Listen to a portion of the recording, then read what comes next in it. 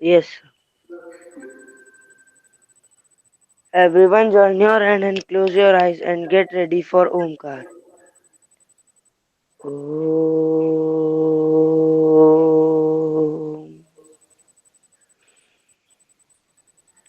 Om.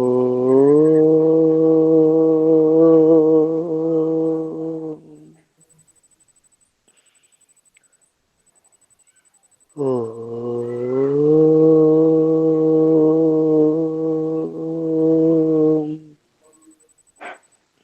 Sairam sir. Saira, as I explained, already told you yesterday that from today I would start presentation. If today willingly anybody else who wish that he or she can give presentation, then I will give the topic. Willingly you can come forward. If anybody else who wish that he or she is ready, he has revised thoroughly, and he or she can give this Viva presentation.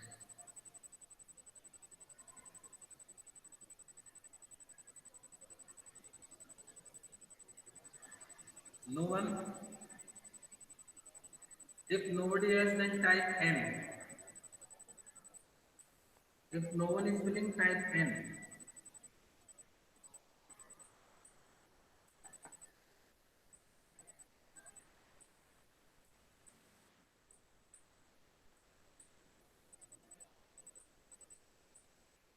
अच्छा, मेरी आवाज नहीं आ रही है.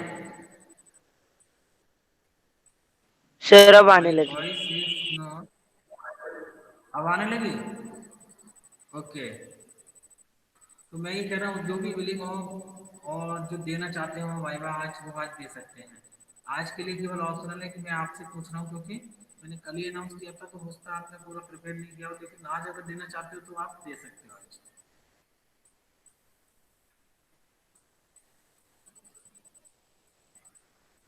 No one is willing I think. Okay, no no issue.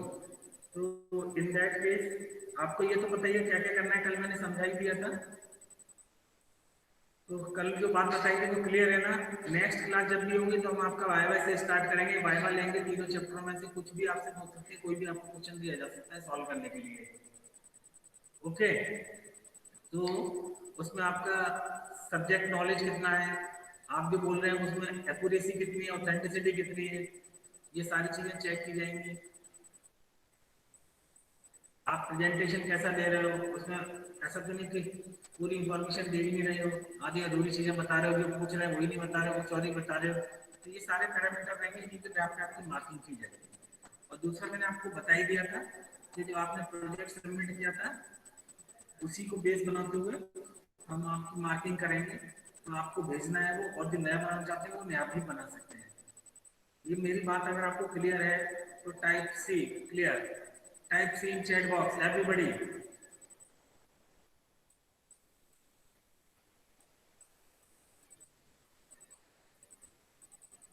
कुछ ही बच्चों के सी आते हैं, बाकी 21 बच्चे मेरे पास आए 6-7. बाकी बच्चे कहाँ हैं?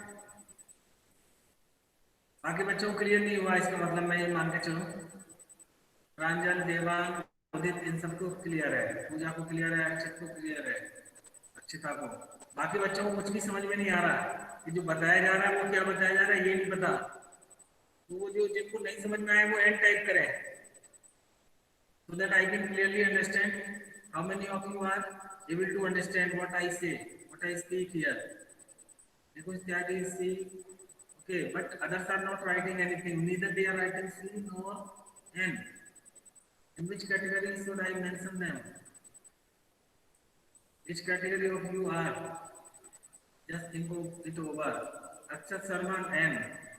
Rudraj Bhargav N. Okay. Only two students are there who could not understand what I said yesterday. Okay, no issue. That I will let you know. Krishna, Shivare, Girdhar Sharma. Those who are writing N, Were they present yesterday?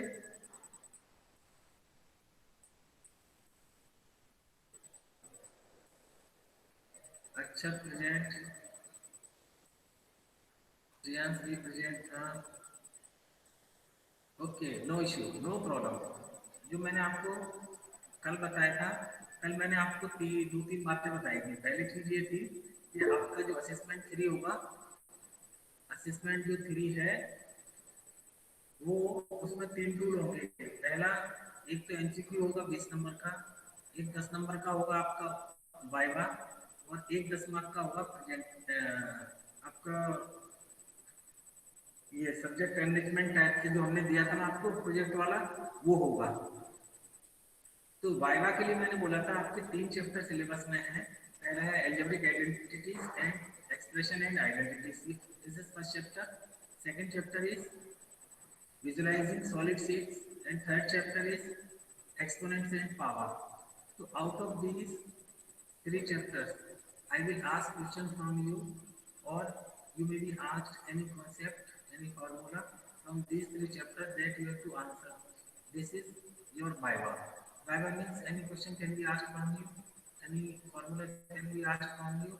So you have to prepare these 3 chapters fully and very well. Is this clear?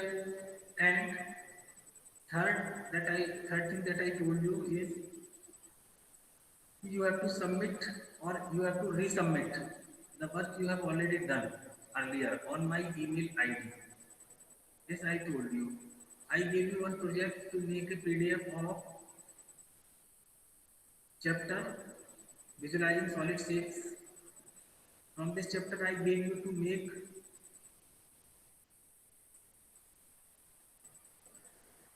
what I gave you to make a, जाने क्या दिया था उसमें से?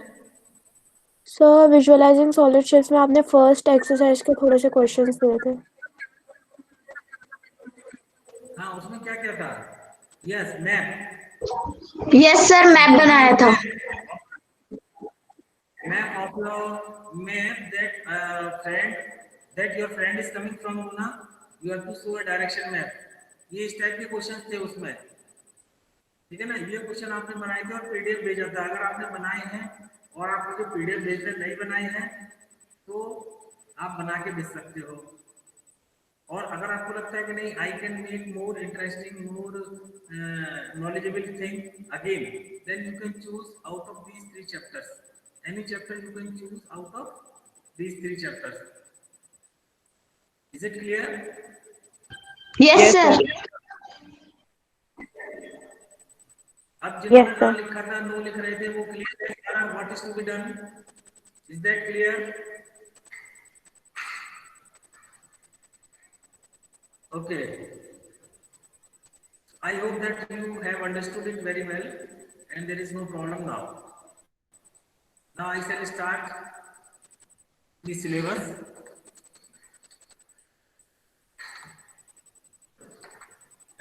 and which is our next chapter.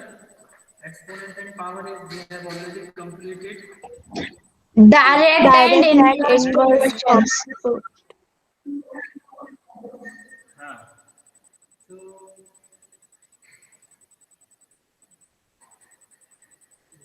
just a minute, दीक्षा में से कुछ questions करे हैं एडिशनल।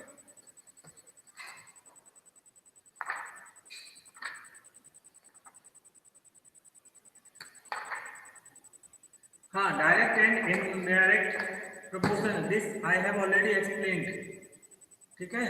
तो इसमें एक वीडियो देख लेते हैं आज आपके लिए। कल जो मैंने कॉन्सेप्ट समझाया था वो समझ में आया था या नहीं आया था, या एक बार दोबारा बताऊं? सर एक बार फिर से बता दीजिए। Yes sir. ओके, फिर से बता दीजिए एक बार। Okay, no problem.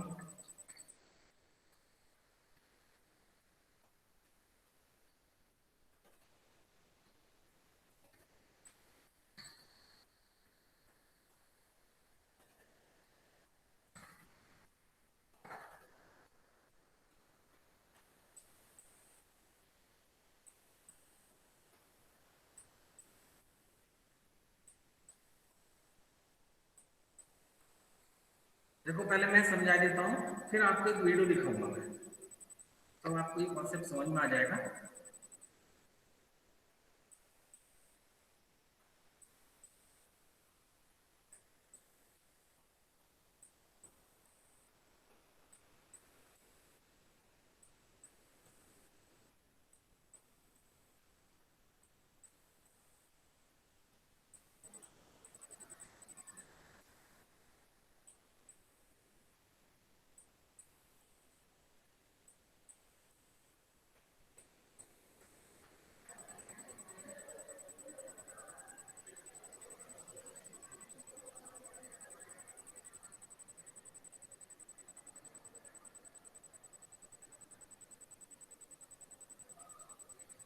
I am connecting my mobile, just a minute, wait for a minute.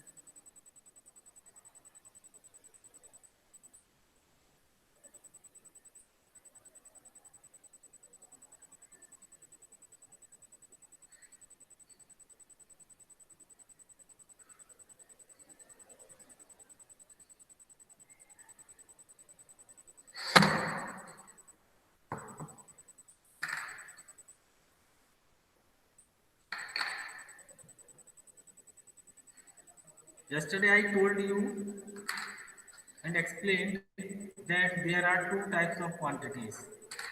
Suppose there are two types of quantity, quantity x and quantity y. If I increase the value of x and if the value of y also increases, then this type of variation is called direct variation.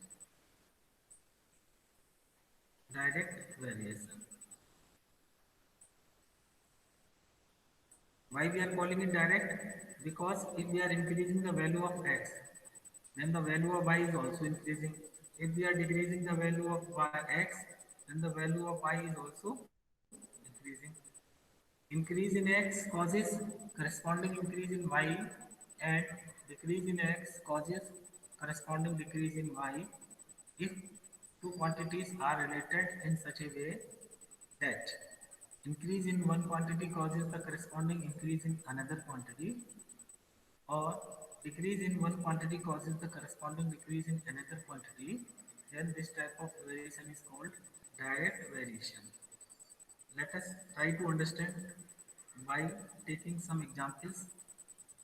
Suppose this is cost and this is quantity.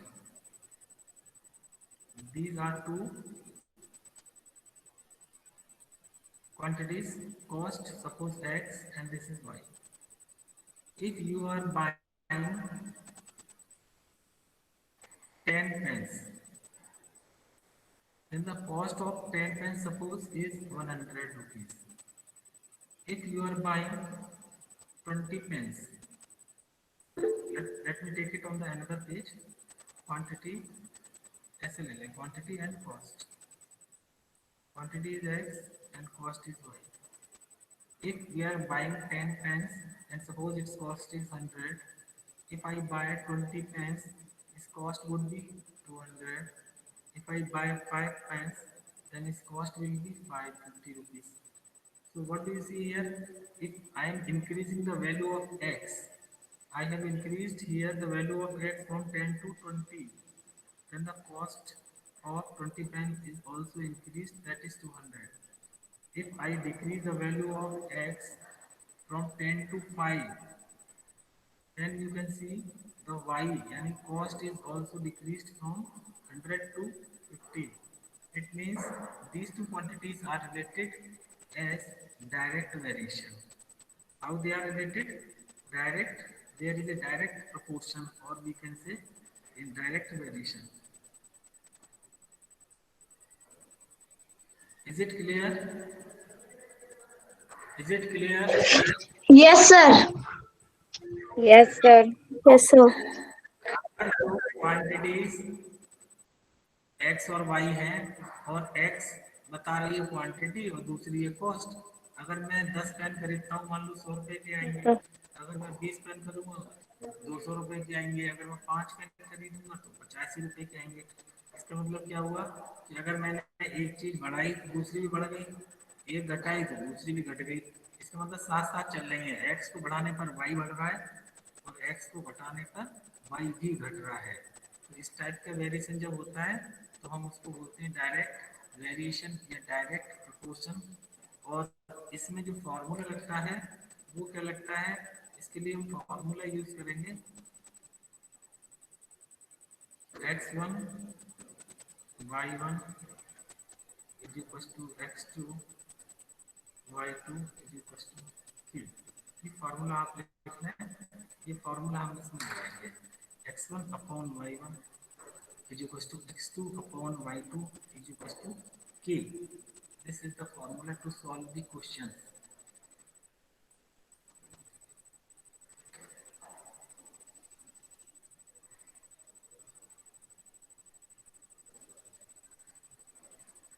Now we shall understand inverse proportion। What is inverse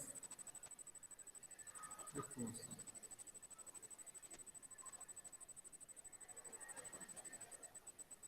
Suppose there are two quantity speed and time। Suppose मैंने speed को ले लिया x, time को ले लिया y। अगर मैं 100 की स्पीड से जाता हूँ, अगर मैं यहाँ से गुना 100 की स्पीड से जाऊंगा और तो मुझे लग रहा है मान लो 30 मिनट। और अगर मैं 200 की स्पीड से जाऊंगा तो मुझे लगेंगे 60 मिनट। पूजा सही है?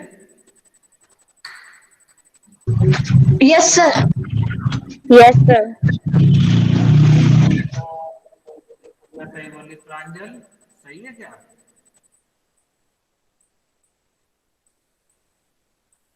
आदिशा? Yes, sir.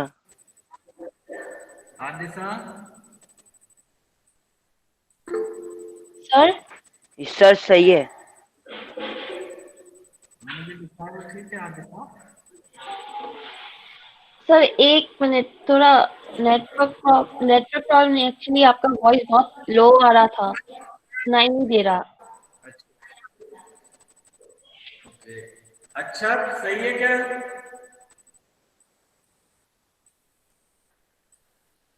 प्रांजल ये सही नहीं है। अरे सोच के देखो, अगर मैं 100 की स्पीड से जाऊंगा तो मुझे 30 मिनट लगेंगे, और अगर मैं स्पीड को डबल कर दूंगा तो मैं जल्दी पहुंचूंगा कि देर में? सर जल्दी सर पहुंचोगे। जल्दी। पहुंचोगे आप। तो यहाँ तो हमने लिख दिया 60 मिनट में, गलत है कि नहीं? यस सर, गलत है। सर गलत है। सर इसीलिए पूछा 15। था ये। तो यहाँ पर क्या होगा, अब देखो ये आ जाएगा 15। अब सही है, ठीक है। अब देखो क्या हो गया, 100 की स्पीड से मैंने गया तो मुझे आधा घंटा लगा, 200 की स्पीड से जाऊंगा तो 15 मिनट में पहुंच जाऊंगा मैं। तो मैंने क्या किया, यहाँ पर x की वैल्यू बढ़ाई, 100 से बढ़ा के 200 कर दी, लेकिन y की वैल्यू क्या हो गई, कम हो गई। कम हो गई। अब पहले वाले में क्या हो रहा था, x की बढ़ाने पर y भी बढ़ रही थी कि नहीं? Yes sir. तो अगर x की वैल्यू बढ़ाई तो y कम हो गया, यानी कि मैंने x बढ़ाया तो y उल्टा हो गया, नीचे की तरफ आ गया, ये कम हो गया। तो इसको हम क्या बोलते हैं, इनवर्स वेरिएशन और इनवर्स प्रोपोर्शन। एक क्वांटिटी बढ़ाने पर दूसरी चीज कम हो जाए। अब देखो एक को कम करेंगे तो देखो क्या हो जाएगा, 100 की जगह मैंने स्पीड कर दी 50 की, अब मुझे कितना टाइम लगेगा, 60 मिनट। Yes sir. अगर मैं 50 की स्पीड कर दूंगा तो मुझे 1 घंटा ही लगेगा। फिर पहले लग रहा था आधा घंटा, डबल करने पर 15 मिनट, और अगर ये मैंने घटा दिया तो ये बढ़ गया, तो मैंने घटाया x को मैंने घटाया तो y क्या हो गया, बढ़ गया। तो आप देख रहे हो यहाँ पर जो वेरिएशन है वो कौन सा है, इनवर्स, उल्टा चल रहा है। उल्टा क्यों चल रहा है, एक को घटा रहे हैं दूसरा बढ़ रहा है, एक को बढ़ा रहे हैं दूसरा घट रहा है। Is that clear? इसमें उल्टा होता है, इनवर्स का मतलब ही उल्टा है। इनवर्स प्रोपोर्शन हुआ तो एक को बढ़ाने पर दूसरा घट जाएगा, एक को कम करेंगे तो दूसरा बढ़ जाएगा, उल्टा प्रोपोर्शन चलेगा, ध्यान रखना है। अच्छा चलो मैं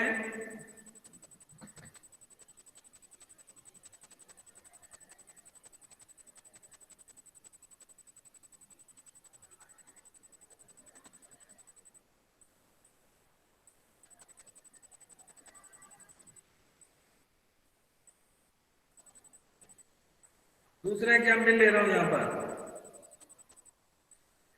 मुझे एक काम करवाना था, घर में व्हाइट वॉश करानी थी।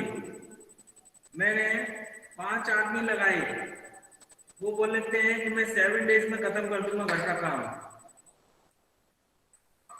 अब मैंने क्या कर दिया, 5 की जगह 10 आदमी कर दिए, तो टाइम है वो कम हो गया ज्यादा होगा यहाँ पर? सर कम। सर कम कम होगा। होगा। सर कम। सर कम वो होगा। 3.5 नहीं कर सर देंगे, कम कर होगा। देंगे कि? Yes sir. तो यहाँ पर मैंने x की वैल्यू बढ़ाई, पहले 5 थी फिर 10 कर दी, तो y की वैल्यू क्या हो गई? कम सर हो घट कम गई। हो गई। गई। ठीक है ना? कौन सा प्रोपोर्शन हुआ ये? Inverse proportion. Yes sir. Yes sir. Is that clear? Yes sir. Yes sir. अब देखो, अगर मैं 5 की जगह 2 ही आदमी लगा दूं या 2.5 लगा दूं, तो नंबर ऑफ डेज क्या हो जाएंगे? सर 14 बढ़ डेज। जाएंगे। 14 डेज। सर बढ़ So जाएगा। now that is clear in your mind what happens in inverse proportion? Yes Increase yes sir. Sir. Yes sir. Yes sir. in one quantity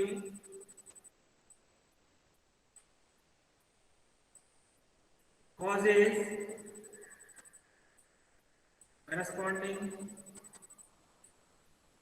decrease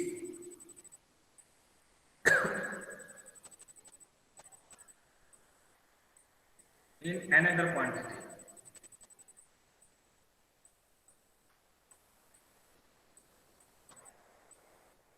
And vice versa.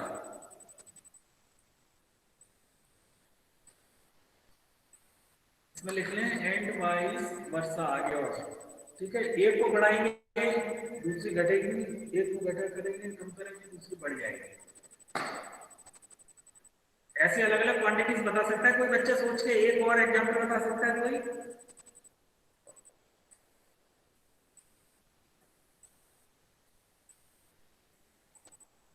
Sir inverse proportion का। हम्म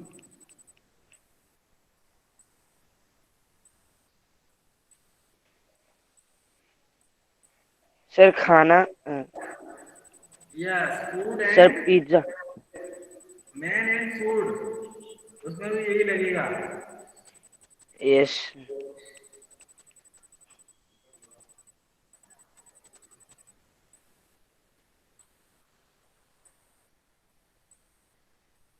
मान लो आपको अपने birthday की toffee distribute करनी थी, आप 100 toffee लेके आए और आपकी क्लास में बच्चे थे 25, तो सबके हिस्से में कितनी कितनी आएंगी? सर कितनी टॉफी लेके आए थे? 100। सर हर एक के हिस्से में 4 आएंगी। सबके हिस्से में शेयर में 4 टॉफी आएंगी। अब क्या हुआ, दूसरे सेक्शन वाले भी आ गए 50 बच्चे और, अब क्या हो जाएगा?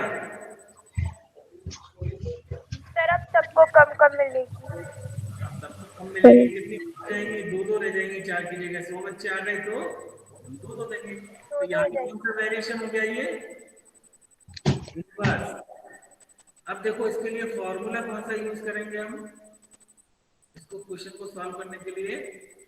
x y is equal to k, ये इसका स्टैंडर्ड फॉर्मूला है। इसको हम जनरलाइज कर देंगे, x1 y1 is equal to x2 y2 is equal to x3 y3 is equal to k। ऐसे जनरलाइज करें और ऐसी फॉर्म है इसकी xy is equal to k। ये मतलब कांस्टेंट आता है, इनका जो रेशियो है इनको मल्टीप्लाई करने पे ये कांस्टेंट आएगा, फिक्स रेशियो, और उनको डिवाइड करने पे, डायरेक्ट वालों को डिवाइड करने पर, इनवर्स वालों को मल्टीप्लाई करने पर फिक्स रेशियो आता है। ये दोनों में अंतर है। अब इसका एक फॉर्मूले की हेल्प से सॉल्व करना और एक दूसरा मेथड है, आपको कौन सा मेथड अच्छा लगेगा वही करेंगे। आपको जो समझ में आया, मैं दोनों मेथड से सॉल्व करके दिखाऊंगा क्वेश्चन। आपको कॉन्सेप्ट क्लियर हुआ कि नहीं, पहले ये बताएं। सर हो गया। Yes sir. बात हमारी समझ में आ गई बच्चों को।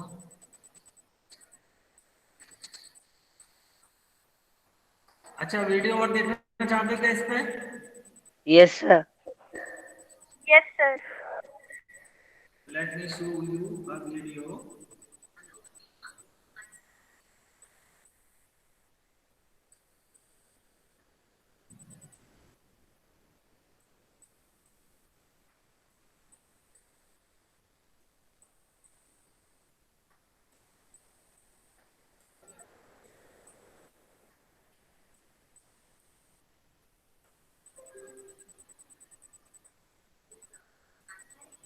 New chapter, chapter number 13.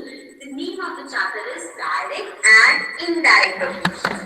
अब direct और indirect proportions क्या होता है, इसकी किस टाइप की क्वेश्चंस आती है, ये हम डिस्कस करेंगे इस इंट्रोडक्शन वीडियो में। So let's get started. Now first thing first, सबसे पहले हमारे पास है direct। तो direct proportion क्या होता है?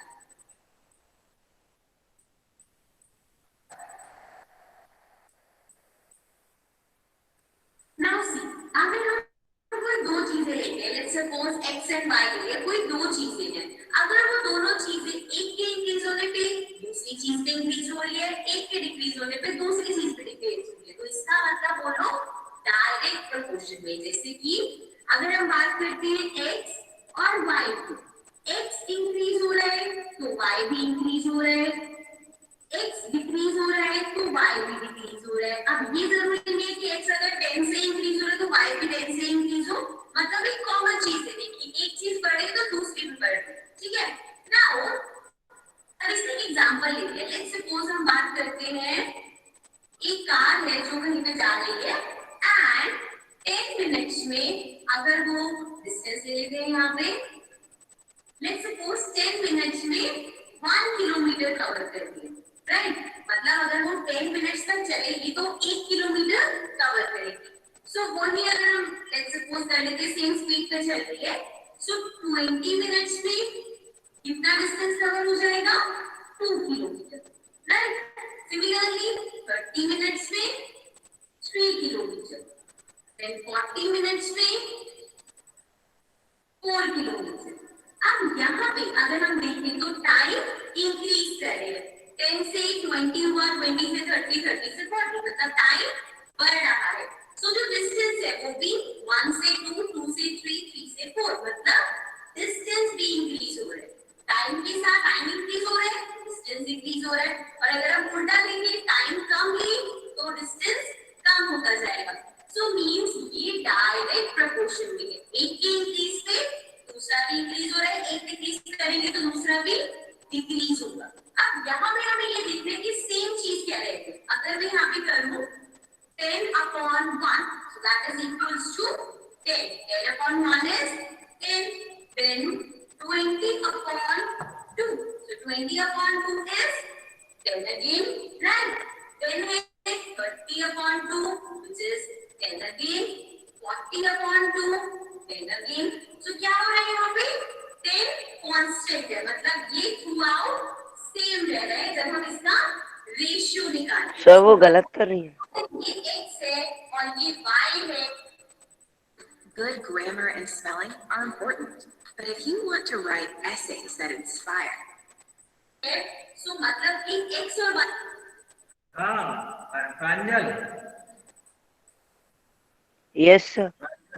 गलत कर रही है वो। यस, ये यहाँ पर 3 से डिवाइड करना था, यहाँ 4 से, ये गड़बड़ कर Yes, दी है। sir. लेकिन रेशियो 10 ही आएगा, ये ध्यान रखना है ना। तो गड़बड़ Yes, कर दिया, sir. 2 कर दिया। y का रेशियो थ्रू आउट सेम रहेगा। So I can also write it as, अब इसको हम लिख सकते हैं that x/y equals to k। k हो गया कुछ भी कांस्टेंट, मतलब कि सेम रहेगा, राइट। सो हम कह सकते हैं x/y equals to k, right? Because this upon this is equals to this upon this, it equals to this upon this। तो मतलब कि ये जो 10 जैसे कांस्टेंट है तो उसको हमने k लिख दिया। सो डायरेक्ट प्रोपोर्शन में ये याद रखना है x/y इक्वल्स टू के। ठीक है, इसी की हेल्प से हम डायरेक्ट प्रोपोर्शन के क्वेश्चन सॉल्व करेंगे। सो अभी तक जो हमने समझा वो ये था कि डायरेक्ट प्रोपोर्शन में अगर एक चीज इंक्रीज हो रही है तो दूसरी भी इंक्रीज होगी, एक चीज डिक्रीज हो रही है तो दूसरी भी डिक्रीज होगी। ये मतलब हो गया डायरेक्ट प्रोपोर्शन का। अब आते हैं कि इसके बेस्ड क्वेश्चंस कैसे आते हैं। So let's come to that. So now हमने देखा डायरेक्ट प्रोपोर्शन क्या होता है। अब हम आते हैं डायरेक्ट प्रोपोर्शन की एग्जांपल देखते हैं, मतलब कि क्वेश्चन किस टाइप के आएंगे। Let's see. So let's suppose आपको गिवन है, हम लोगों को एक शर्ट बनानी है जिसके लिए क्लॉथ चाहिए। ठीक है, अगर 3 मीटर क्लॉथ की कॉस्ट आपको गिवन है, let's suppose 300 rupees, right. So 3 metre cloth 300 rupees का आएगा एंड आपसे पूछा है कि 9 मीटर कितने रुपीस का आएगा, राइट। सो अब पहले तो हमें ये चेक करना पड़ेगा हर क्वेश्चन में कि वो डायरेक्ट का है या इनडायरेक्ट का। इनडायरेक्ट का भी हमने पढ़ा नहीं है, लेकिन ये कैसे डायरेक्ट का है। Let's see. अब देखो, अगर आप किसी भी चीज के लिए क्लॉथ परचेज कर रहे हो, कुछ भी परचेज कर रहे हो, तो जब आप उसकी क्वांटिटी बढ़ाओगे, एक चीज का प्राइस इतना है, दो चीज का ज्यादा होगा, तीन चीजों का और ज्यादा, चार चीजों का और ज्यादा। सो क्या हो रहा है, एक चीज बढ़ रही है तो दूसरा भी इंक्रीज हो रहा है। और अगर दोनों सेम है, मतलब ये इंक्रीज हो रहा है तो ये भी इंक्रीज हो रहा है, दिस मींस ये डायरेक्ट प्रोपोर्शन है। सो यहाँ पे भी सेम ऐसे है, अगर 3 मीटर क्लॉथ का कॉस्ट इतना है तो 9 मीटर का ज्यादा ही होगा। सो मतलब ये बढ़ रहा है सेम उसमें। सो नाउ अब हमें ये फाइंड करना है, तो फाइंड कैसे करेंगे। देखिए, एक चीज हो गई हमारी x, एक चीज हो गई y, और अभी जब हमने डायरेक्ट प्रोपोर्शन देखा तो उसमें था x upon y equals to k। Equals to k मतलब कांस्टेंट, मतलब कि यहाँ पे चाहे जितने मर्जी हो, x अपॉन y हमेशा सेम रहेगा। सो फर्स्ट वाले में देखिए तो 3 और 300 है, सो मींस x 3 है और ये 300 है।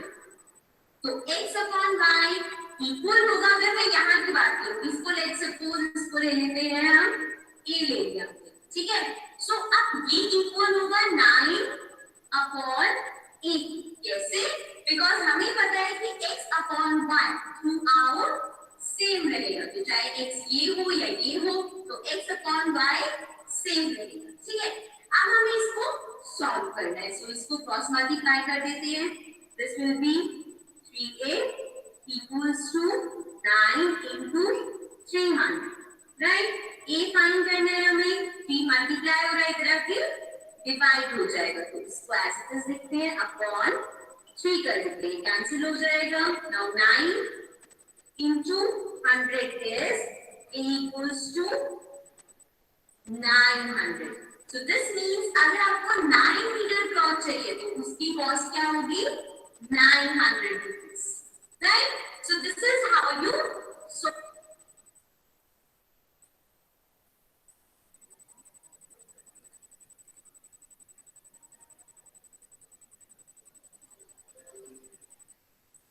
the question of direct proportion. अगर डायरेक्ट प्रोपोर्शन में है तो x upon y work same रहेगा, तो आप दोनों जगह लिख दोगे x अपॉन y एंड उसको नॉर्मली जैसे आप क्वेश्चंस को सॉल्व करते हो वैसे सॉल्व कर दोगे। Okay, so this was an example for direct proportion. Also इसमें एक और चीज भी हो सकती थी कि आपको गिवन है कि 9 मीटर क्लॉथ 900 रुपीस का है, 3 मीटर कितने का, ठीक है। तो आपको सेम यही सब रहेगा, यहाँ पे हम जहां पे हमें 300 लिखा है वहां पे a आ जाता है, यहाँ 900 गिवन होगा। या फिर ये भी हो सकता था कि 300 रुपीस का हमने 3 मीटर परचेज किए, आप बताओ 900 रुपीस में कितने मीटर आएगा, तो हम यहाँ पे a ले लेते। मतलब 3 चीजें गिवन होगी, एक चीज निकालनी होगी, तो सेम इसी मेथड से हम फाइंड करेंगे। Okay, so this was about direct proportion. अब आते हैं अपने next topic. So now we have talked about direct proportion. Direct proportion क्या होता है, उसके किस तरह के क्वेश्चन आते हैं, ये हमने डिस्कस किया। Now let's talk about inverse proportion. अब inverse proportion क्या होता है? Inverse proportion को हम indirect proportion भी बोलते हैं, जो कि direct का opposite होता है। Opposite कैसे? Direct में क्या होता है, दो चीजें होती है, एक इंक्रीज हो रही है तो दूसरी भी इंक्रीज होगी, एक डिक्रीज हो रही है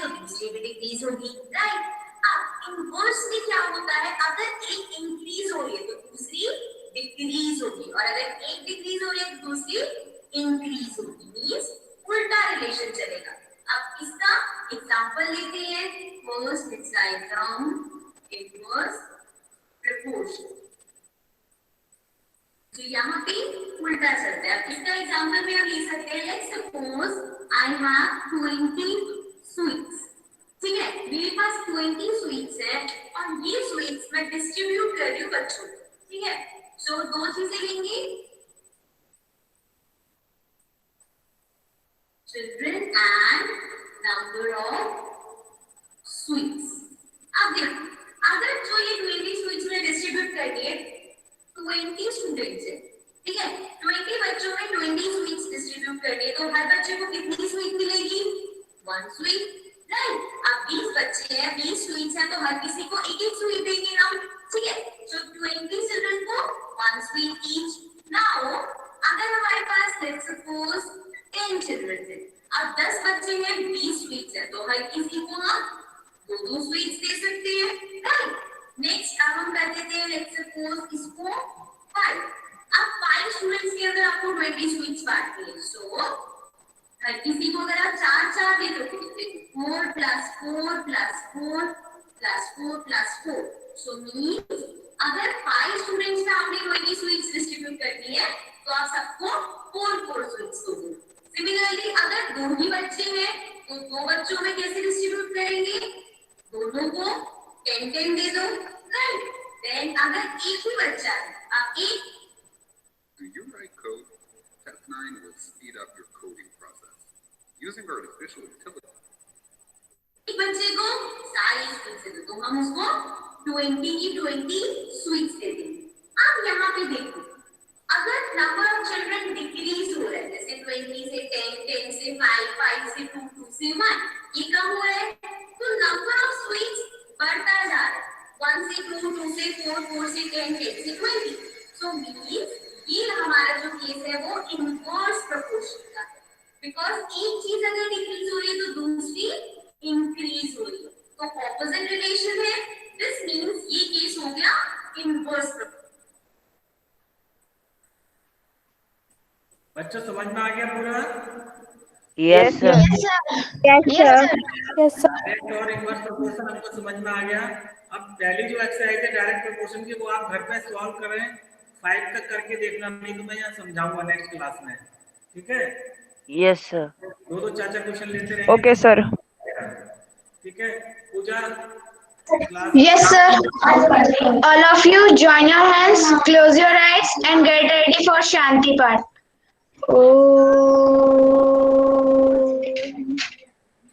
Shanti, Shanti, Shanti.